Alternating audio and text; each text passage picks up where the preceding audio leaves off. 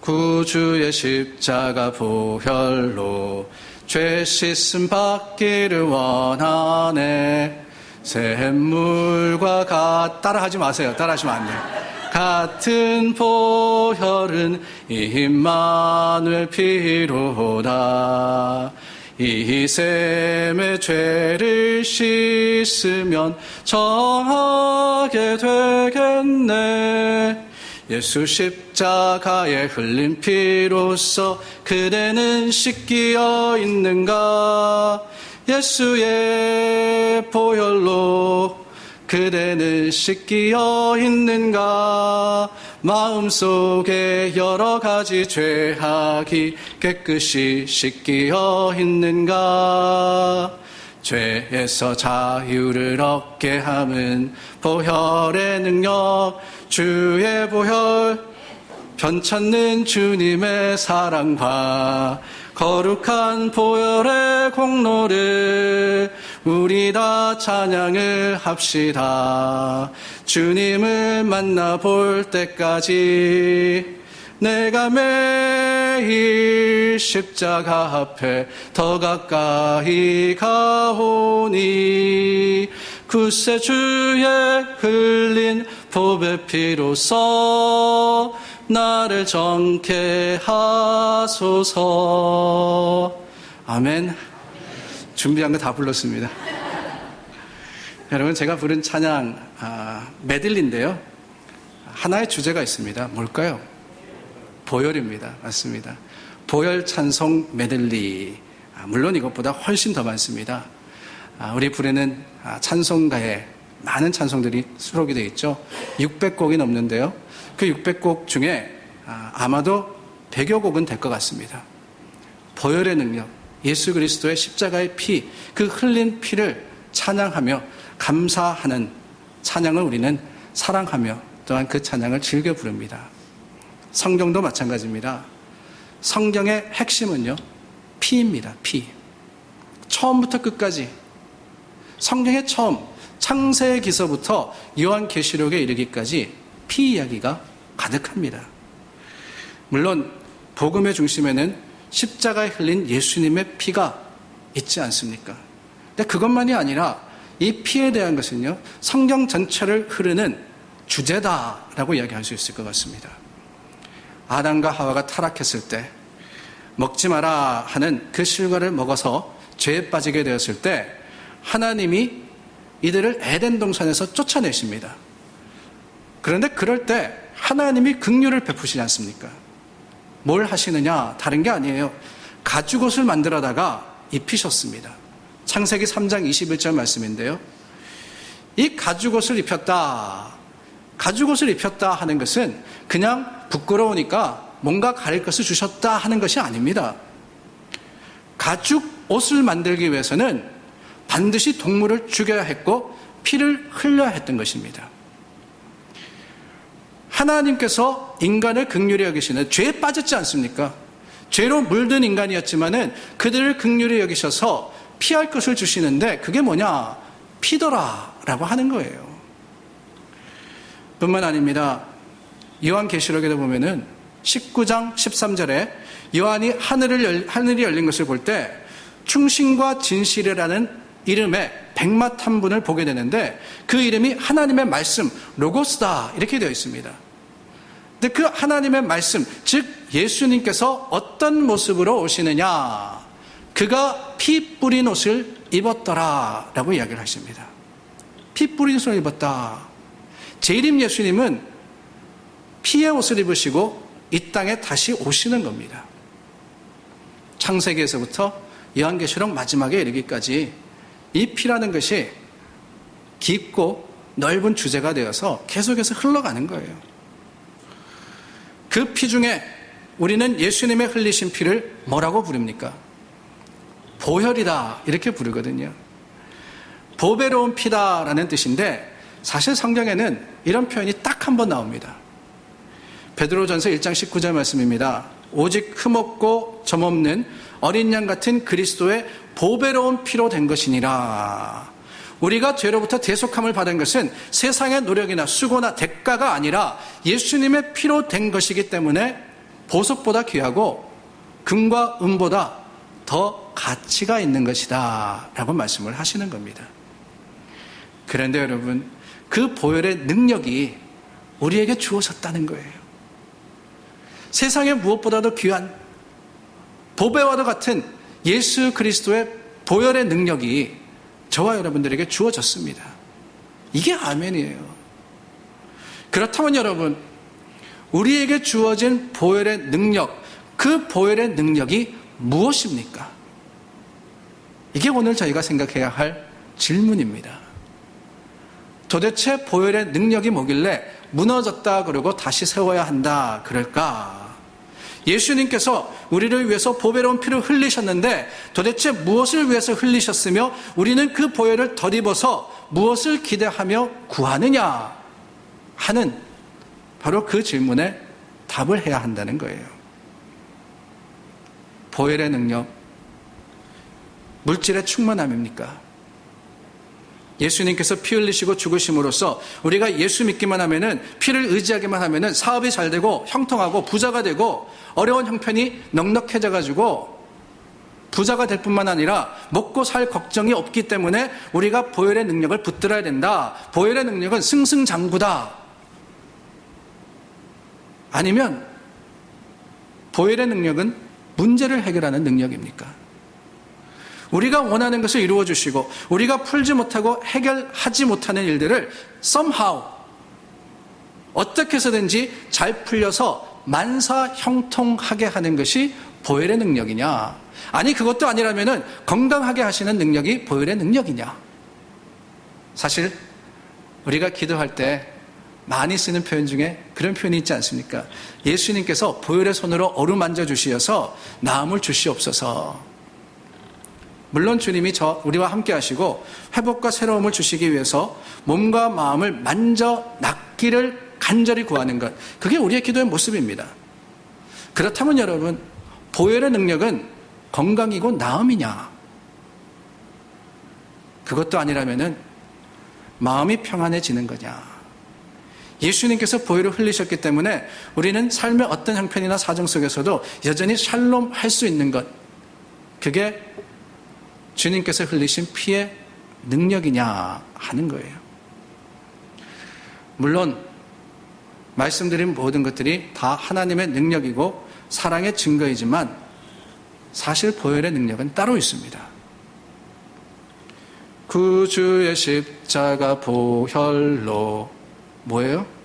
죄 씻음 받기를 원하네. 죄 씻음 받기를 원하네.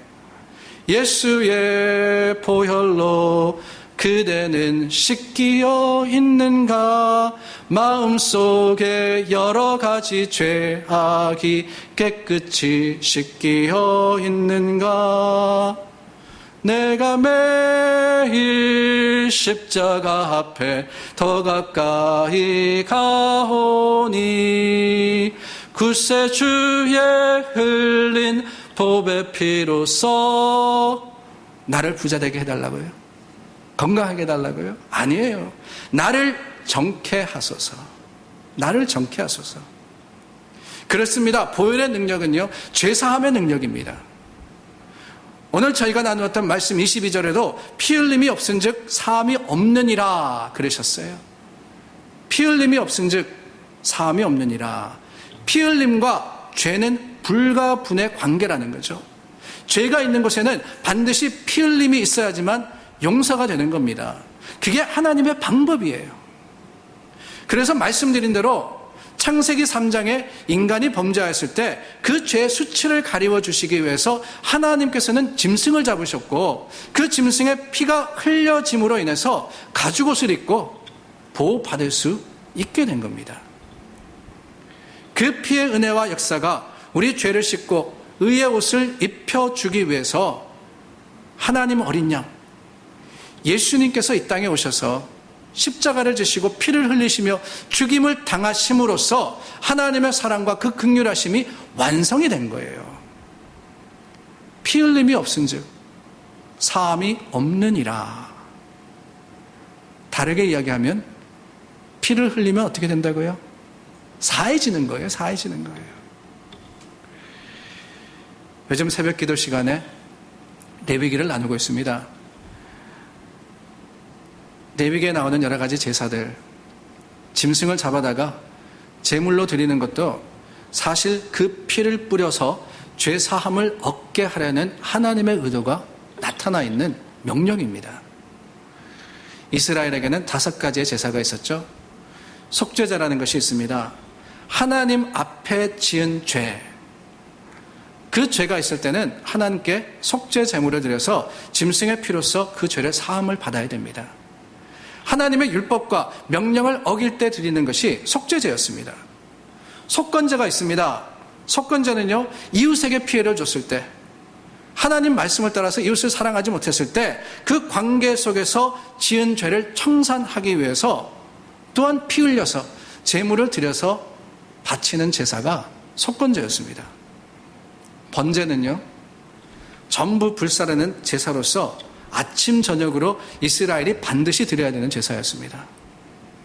하루의 삶을 살면서도 이 죄의 고통으로서, 죄의 문제로서 허덕거리는 자신을 하나님께 드리고 피를 흘림으로써, 제물을 바침으로써 하나님 앞에 자신의 부족함과 연약함을 고백하는 것이 바로 번제였던 겁니다.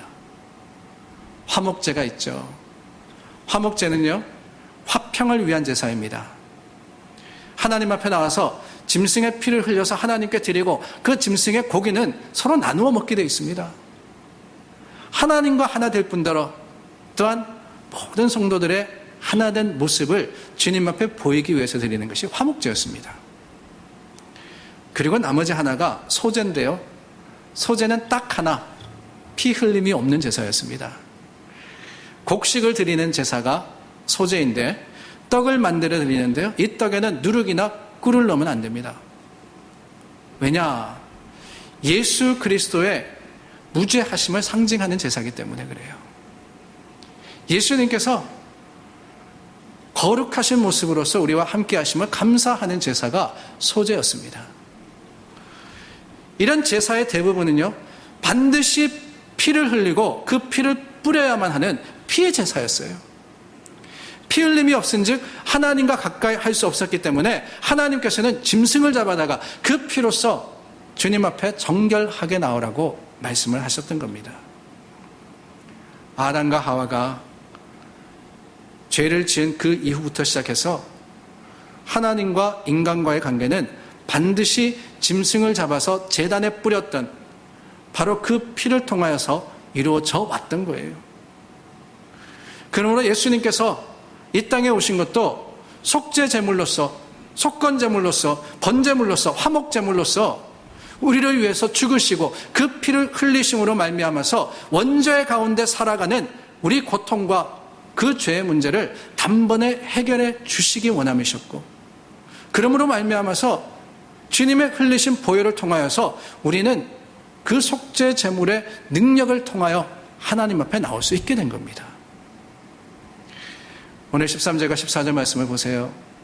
염소와 황소의 피와 및 암송아지의 죄를 부정한 자에게 뿌려 그 육체를 정결하게 하여 거룩하게 하거든 하물며 영원하신 성령으로 말미암아 흠없는 자기를 하나님께 드린 그리스도의 피가 어찌 너희 양심을 죽은 행실에서 깨끗하게 못하고 살아계신 하나님을 섬기게 하지 못하겠느냐.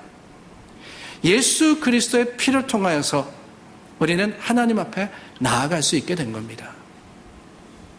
그러므로 여러분, 우리는 그 보배로운 피를 의지하여서 믿음으로 의롭다 함을 받은 자라 하는 사실을 기억해야 합니다. 그리스도의 보배로운 피로 인하여서 용서와 의와 영광을 우리는 얻을 수가 있었고, 그것을 예수님께서는 이루어 주셨으며 저와 여러분들에게 의로운 자다라고 하나님께서 선포하신 거예요. 그러므로 그 피를 의지할 때 어그러졌던 하나님과 우리의 관계가 다시 한번 회복되어질 뿐더러 죄로 인하여서 하나님께로 나아가는 담이 우리를 가로막는다 할지라도 예수님께서 그 담을 다 허물어 주시고 하나님과 우리가 화목할 수 있도록 도와주시는 겁니다. 주님의 피를 의지하여서 나아갈 때 참으로 하나님의 은혜가 우리 삶의 모습 가운데 풍성함으로써 자랑이 된다면은 그렇다면 우리는 어떻게 해야 됩니까? 예수 그리스도의 보배 피를 의지하여서, 그 피가 없다면 결단코 하나님께 예배 드릴 수도, 하나님 앞에 나갈 수도 없다 하는 것을 기억하고 보혈의 능력을 의지해야 되지 않겠습니까? 그렇습니다.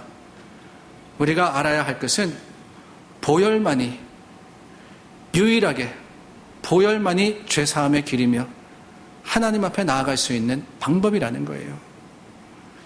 예수 그리스도의 보혈을 의지하지 않고는 도무지 아무도 하나님 앞에 나아갈 수 없습니다. 로마서 3장 23절 말씀입니다. 모든 사람이 죄를 범하였음에 하나님의 영광에 이르지 못하더니, 그랬어요. 하나님의 영광에 이르지 못하더니. 아담과 하와가 에덴 동산에서 쫓겨난 이후로는 아무리 하나님 앞에 나아가려고 했지만은 죄의 길이 막혀서 하나님의 영광 가운데 나갈 수 없었던 것이 우리의 모습이었습니다. 우리는 이미 죽었기 때문에 결코 하나님 앞에 나갈 수도 없었고 하나님을 만날 수도 없었어요. 그런데 여러분, 여기에 굿뉴스가 있습니다. 이게 복음입니다. 우리는 할 수 없었지만은 하나님께서 그 길을 열어주셨어요. 하나님께서 그 길을 열어주셨어요. 히브리서 10장 말씀입니다. 19절과 20절 말씀 함께 읽겠습니다.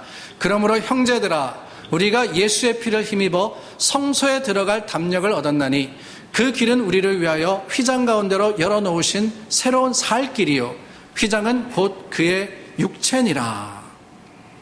여러분 기억하시죠? 예수님이 십자가에 못 박히셔서 내가 다 이루었다 하시고 죽으실 때 어떤 일이 벌어집니까? 예루살렘 성전에 지성소와 성소 사이에 가리워졌던 휘장이 위에서부터 아래로 찢어졌습니다. 성소와 지성소를 가로막았던 그 휘장. 여러분, 유대 역사가 요세푸스에 하면은 이 휘장은요, 천을 꼬아서 만든 것으로서 높이가 15m 정도가 된다 그래요. 그리고 그 두께가 얼마나 되느냐? 10cm가 된다 그럽니다. 천으로 만들었는데, 꼬아서 만들었는데 그 두께가 10cm예요. 우리가 생각하는 보통 커튼이 아니에요. 두께와 그 크기가 엄청난 이 휘장이 어떻게 되느냐? 위에서부터 아래로 쫙 찢어서 내려갔다는 거예요. 하나님께서 그렇게 하셨습니다. 하나님과 사람 사이에 막힌 담, 대제사장을 제외하고는 들어갈 수 없었던, 그것도 1년에 단 한 번 들어갈 수 있었던 지성소로 향한 그 길을 하나님께서 예수님의 죽음을 통해서, 그 보혈을 통해서 이제는 열어놓으셨더라 하는 거예요. 예수님의 몸이 찢어지고 그 몸에 피가 다 쏟아질 때 휘장이 찢어진 것처럼 이제 우리는 예수님을 의지하여서 하나님 앞에 감히 나가지 못하는 것이 아니라 믿음의 담대함으로써 하나님께 나아갈 수 있을 뿐더러 주님 안에서 갈보리 십자가의 능력을 의지하여서 하나님의 이름도 부를 수 있고 주님과 함께 할 수 있으며, 누구든지 예수 그리스도를 믿고 보혈만 의지하면은 하나님 앞에 담대하게 주님의 사람으로서 죄 사함을 받을 수 있는 권한을 받은 겁니다. 예수님의 보혈을 통해서 이 길이 열렸기 때문에 이제 우리는 두려워할 필요가 없습니다. 보혈이 우리를 보장해 주시기 때문에 그래요. 보혈이, 그 보혈의 능력이 우리의 모든 죄를 사하여 주셨기 때문에 그렇습니다. 사랑하는 여러분, 여러분들은 이 보혈의 능력을 확신하십니까? 여러분들의 믿음과 삶의 모습 가운데는 이 보혈의 능력이 여전히 굳건히 서서 우리 삶을 주장하시고 믿음의 담대함으로 하나님 앞에 나아갈 수 있도록 도와주십니까? 우리가 죄를 지었음에도 불구하고, 못났음에도 불구하고, 버림을 받아야 마땅함에도 불구하고 죄 지은 그대로, 우리 모습 그대로 회개하고 주님 앞에 나와서 하나님만 의지하면, 보혈을 의지하기만 하면은 하나님의 은혜로서 값없이 의롭다 함을 받는 것을 여러분들은 여전히 확신하시고 여전히 담대하게 믿으십니까? 세상 누가 뭐라 해도요, 사탄 마귀가 아니라고 주장해도 보혈의 능력은 우리의 모든 죄를 용서할 수 있는 능력이 충만하실 뿐만 아니라 우리로 하여금 어떤 모습이라도 주님 앞에 나올 수 있는 능력이 되는 겁니다. 그렇다면 여러분, 우리가 왜 죄 앞에 두려워합니까? 왜 염려합니까? 왜 내가 지은 죄로 인하여서 주님 앞에 떨림으로써 감이 나오지 못하여서 도망하고 피합니까? 아니, 왜 내 스스로 문제를 해결하려고 걱정, 근심에 빠져서 어쩔 줄을 모릅니까? 무슨 죄라도, 어떤 허물이라도 예수님의 보혈의 은혜 앞에는 아무런 문제가 되는 게 아니에요. 그럼에도 불구하고 우리는 마치 내 자신이 여전히 죄 가운데 있는 것으로 오해하면서 살아가는 것, 이게 문제다라는 거죠. 아니, 내 죄가 세상의 어떤 방법으로 해결된다고 생각하고 어떻게 해서든지 이 죄를 내 힘으로써 뭔가 해보려고 하는 것은 아닌지 모르겠습니다. 후회한다고, 상대에게 사과한다고, 애를 쓰고 노력한다고 해서 죄의 문제가 사라지는 게 아니에요. 그러면 어떻게 합니까? 어쩔 수 없이 죄 가운데 살며 영원한 고통으로 살아가야 됩니까? 아니라는 거죠. 방법이 있다고 말씀드리지 않습니까? 밧세바와 간음한 후에 그 남편 우리아를 죽임으로써 다윗은 자신의 죄의 문제를 다 해결했다고, 깔끔하게 처리했다고 생각을 했습니다. 그런데 어느 날 나단 선지자가 찾아와서 그의 죄를 지적하죠. 그러자 다윗이 어떻게 합니까? 그 자리에서 거꾸라져서 상한 심령으로서 자신의 죄를 회개합니다. 그 회개의 마음이 시편 51편에 잘 기록이 되어 있습니다. 밧세바를 범한 후에 지은 시다, 이렇게 되어 있는데요. 그 51편 가운데 의아한 구절이 한 구절이 있습니다. 4절입니다. 내가 주께만 범죄하여 주의 목전에 악을 행하였사오니 주께서 말씀하실 때에 의로우시다 하고 주께서 심판하실 때에 순전하시다 하리이다. 주께서. 여러분, 이상하지 않으십니까?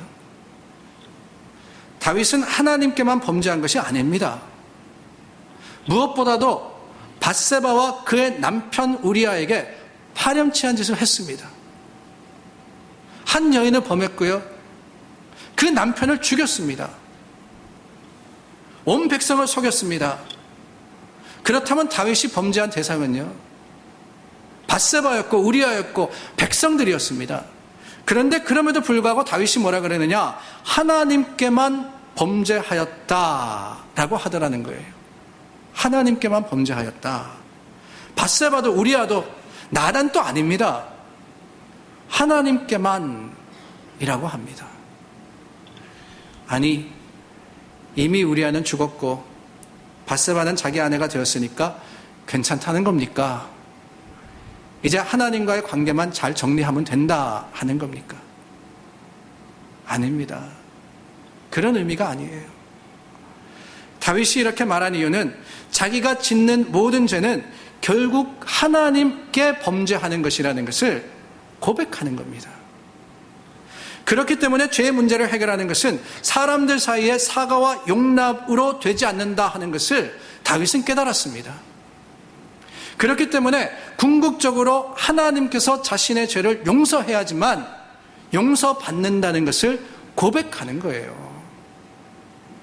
하나님과의 관계가 먼저 해결되어져야지만 하나님께서 주시는 마음으로 사람과의 관계도 풀어가는 것이지,